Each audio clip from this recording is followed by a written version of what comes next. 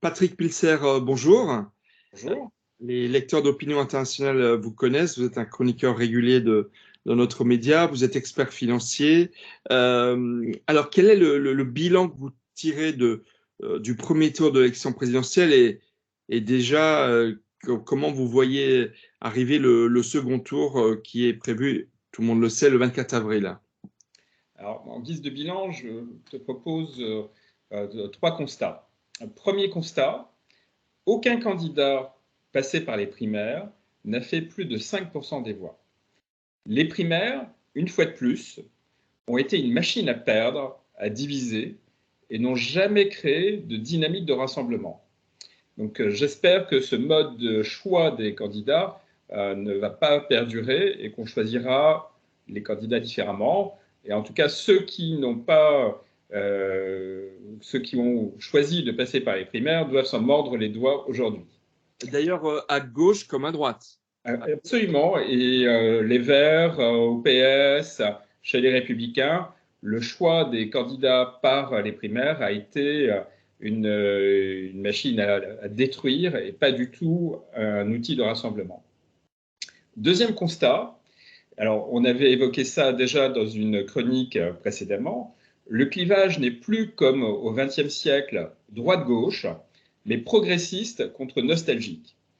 D'un côté, les nostalgiques, les réactionnaires de Vichy, de Drummond, de l'Algérie française, voire de la monarchie, des nostalgiques aussi de Marx, de mai 68, de Woodstock, des entreprises opposant les ouvriers aux patrons de droit divin, voire des nostalgiques de Robespierre et de la Terreur.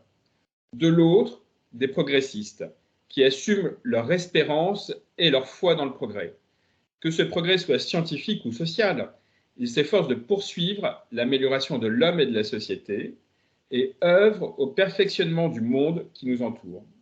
D'un côté, nous trouvons les progressistes avec Emmanuel Macron, mais aussi Xavier Bertrand, Manuel Valls, Bernard Cazeneuve, Valérie Pécresse, Anne Hidalgo. De l'autre, les nostalgiques avec Le Pen, Zemmour, Ciotti et une partie de l'électorat de Mélenchon et de Jadot. Regardez les programmes des candidats, c'est noir sur blanc. Chez Macron, dans sa profession de foi, le mot confiance, l'ouverture sur les autres et sur le monde. Chez Le Pen, la peur, le repli, la réaction. Oui, mais je vous interromps, mais est-ce qu'on n'est pas dans un grand paradoxe, à savoir que même si Emmanuel Macron emploie souvent le mot confiance, beaucoup de Français n'ont plus confiance en lui. Et Marine Le Pen semble capter euh, presque pour certains une forme d'espérance, c'est peut-être trop dire, mais est-ce qu'il n'y a pas une inversion des rôles à laquelle nous sommes finalement arrivés? Alors, c'est ce qui peut être le danger, parce qu'en fait, appeler à la confiance, appeler au progrès, c'est une politique des petits pas. Alors que dire que hier c'était mieux qu'aujourd'hui, c'est facile. On a tous des bons souvenirs. On élimine les mauvais souvenirs. Donc c'est facile de dire qu'hier c'était mieux qu'aujourd'hui. Mais si on se rappelle hier c'est quand? C'est 42, c'est 1916, c'est les tranchées, c'est l'occupation. C'est quand hier? Est-ce que c'est avant les premiers vaccins? Est-ce que c'est quand la grippe tuait? C'est difficile de dire que hier, c'était mieux. En fait, aujourd'hui, c'est mieux qu'hier, et demain, ce sera encore mieux. Ça, c'est la foi dans le progrès. Mais c'est difficile à vendre. C'est toujours pareil. Un slogan, c'est facile, et il faut des fois des pages entières pour le discréditer.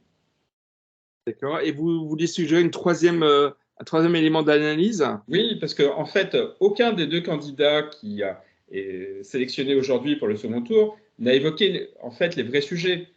Aucun n'a parlé du logement, aucun n'a parlé du rôle de l'État, aucun n'a parlé du fonctionnement de l'État, comment améliorer son fonctionnement. Mais ça va de l'obtention de la carte d'identité, du renouvellement de la carte d'identité, à l'obtention du permis de conduire. Chacun a parlé des hôpitaux, de la santé. Comment est-ce qu'on améliore le système de santé?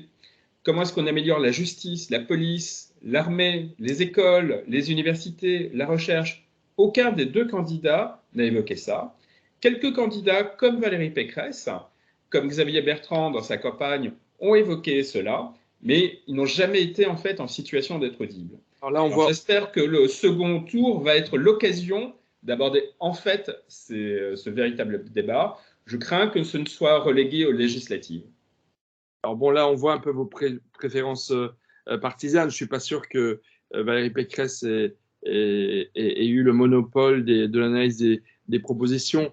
Peut-être que c'est plus pour certains de n'en avoir pas fait assez par rapport aux promesses que Emmanuel Macron avait fait naître en 2017.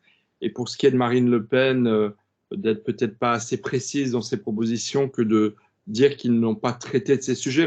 Mais c'est vrai qu'on a un sentiment un petit peu d'une occasion ratée, d'une campagne présidentielle manquée pour les Français, en partie à cause du Covid et de la guerre en Ukraine, mais aussi peut-être parce que les candidats en lice ne voulaient peut-être pas tout simplement débattre des vraies solutions pour la France.